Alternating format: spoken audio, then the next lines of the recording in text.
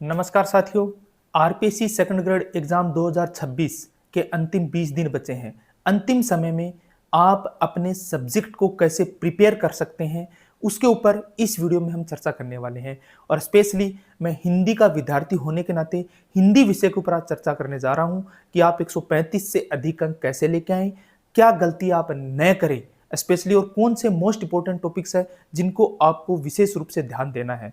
अन्य विषय के जो विद्यार्थी हैं वो इस वीडियो को न देखें, अपना समय बर्बाद न करें। ये केवल हिंदी के विद्यार्थियों के लिए ये वीडियो उपयोगी है और मैं उनसे उम्मीद करूंगा कि वो लास्ट तक इस वीडियो को जरूर देखें।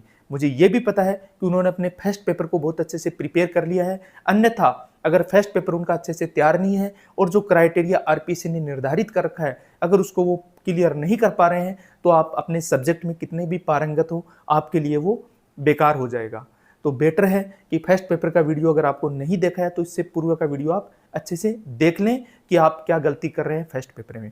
हम आज के इस मुख्य बिंदु पर आने से पहले मैं आपको बता दूं कि यह वीडियो उपयोगी है कि हिंदी विषय से सेकंड ग्रेड का अध्यापक बनना बहुत ही आसान और बहुत ही सरल है, क्योंकि इसका सिलेबस बहुत ही छोटा है। सब्जेक्ट का सभी विषय का है लेकिन हिंदी का बहुत ही ईजी है, जो आप पहली कक्षा से लेकर ग्रेजुएशन तक पढ़ के आ रहे हैं। मुझे ये भी उम्मीद है कि आपने अपने विषय का जो सिलेबस है उसको बहुत गहराई से समझ विकसित कर ली है, लेकिन फिर भी मैं उस सिलेबस से आपको गो थ्रू करवाने जा रहा हूं ताकि आपको पता रहे कि इस टॉपिक पे मुझे विशेष ध्यान देना है। ये है मेरा कि बहुत से कोचिंग्स और बहुत सी गाइड्स में इतना कुछ दे रखा है जो आपको पढ़ना नहीं है, उनको अब लास्ट टाइम में बिल्कुल छोड़ना है। केवल वही पढ़ना है जो आपके सिलेबस में दे रखा है। आप ये अच्छे से जानते हैं कि आपकी एग्जाम में सब्जेक्ट में 150 क्वेश्चन आते हैं जो 2 अंक के होते हैं और 1/3 नेगेटिव मार्किंग है। कहाँ हमें रिस्क लेनी है, कहाँ हमें तुक्का लगाना है, उसके ऊपर भी हम वीडियो के अंत में चर्चा करेंगे। सबसे पहले सरसरी तौर पे मैं आपको सब्जेक्ट के बारे में बता दूं, आपके विषय के बारे में। आपके विषय जो सिलेबस है उस सिलेबस के 3 पार्ट बने हुए हैं, पार्ट 1, पार्ट 2 और पार्ट 3। पार्ट 1 है वो माध्यमिक व उच्च माध्यमिक स्तर का है, जिसमें केवल हिंदी की व्याकरण आती है और व्याकरण भी बिल्कुल बेसिक लेवल की व्याकरण है। मुझे उम्मीद है कि आपने कक्षा 9 से 12 या राघव प्रकाश की व्याकरण का अध्ययन अब तक कर लिया है। अब उस विषय में केवल आप वही पढ़े जो आपके सिलेबस में दे रखा है। जैसे उसमें दे रखा है व्याकरण में खंड 1 में दे रखा है जैसे कि स्वर और व्यंजन का वर्गीकरण, तो आप स्वर और व्यंजन का वर्गीकरण को पढ़ें, न कि उसके उच्चारण स्थान को पढ़ना शुरू कर दें।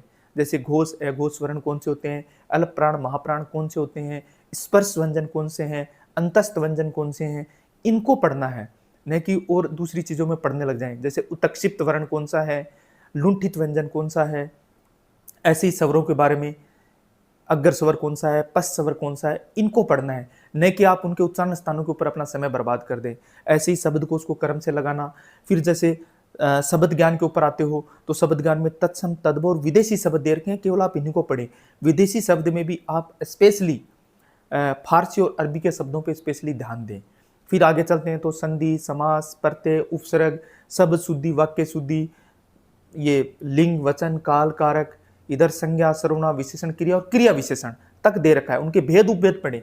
और स्पेशली मैं आपको सलाह दूंगा इस टॉपिक को रिवीजन करें और उसके बाद हर टॉपिक का, जैसे वो चाहे संज्ञा का हो, उससे 40 से 50 PYQ कीजिए, पिछली परीक्षा में आए हुए क्वेश्चनों को। आपका उस टॉपिक का कंसेप्ट है वो पूर्ण रूप से क्लियर हो जाएगा।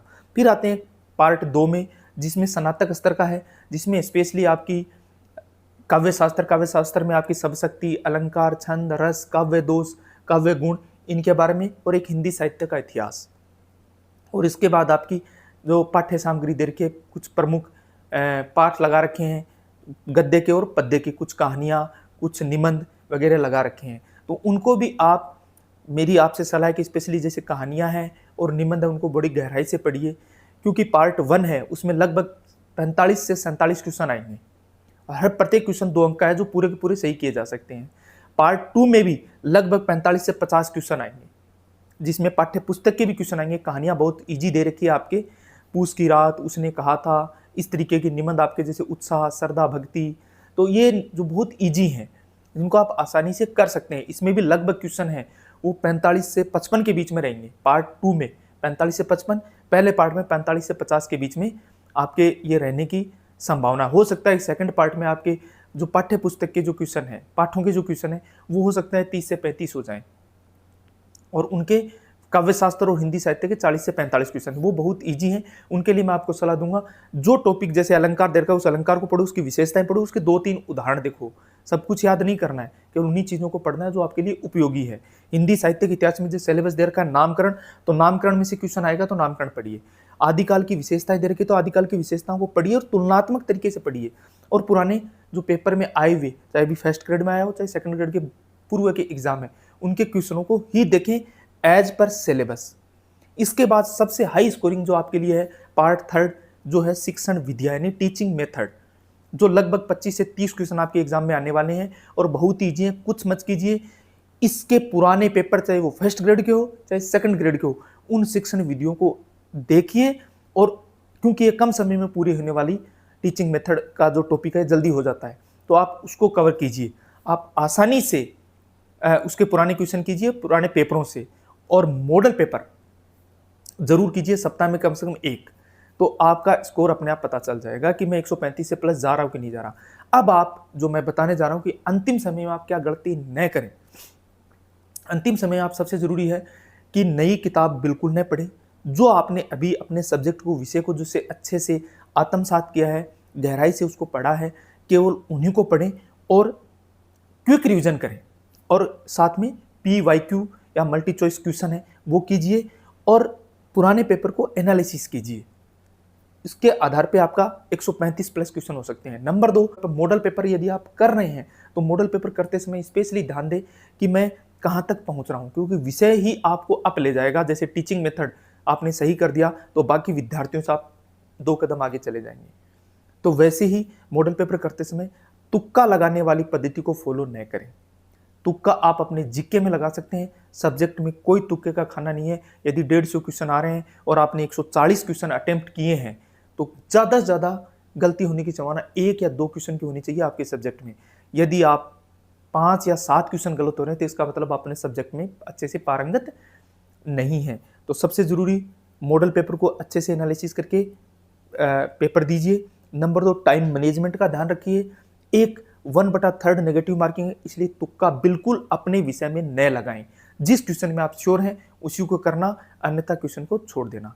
अगर ये टेक्निक यदि आप अपनाते हैं तो मैं आपको आश्वस्त करता हूं आप निश्चित रूप से अन्य विद्यार्थियों से आगे रहेंगे और 135 क्वेश्चन से अधिक क्वेश्चन आप अपने विषय में सही कर सकते हैं। और जीके में भी मुझे पता है कि आप 50 से 60 के बीच में आप अच्छे से क्वेश्चन है वो करके आ जाएंगे। बस थोड़ा सी समझदारी के साथ पेपर कीजिए। मैं आपकी उज्जवल भविष्य की जरूर कामना करता हूं। यदि आपको कोई हिंदी में कोई टॉपिक हार्ड लग रहा है आप मुझे कमेंट कर दीजिए, मैं उसके बारे में आपको बहुत अच्छे से समझा दूंगा और बहुत अच्छे से समझा भी सकता हूं उस टॉपिक को, क्योंकि मैं खुद एक हिंदी का विद्यार्थी हूं और हिंदी आपको बड़े आसानी से सिखा सकता हूं। और आशा है कि आप भी बहुत अच्छे से सीख रहे हैं और बहुत अच्छे से पढ़ रहे हैं। मिलते हैं नेक्स्ट वीडियो में, तब तक के लिए जय हिंद।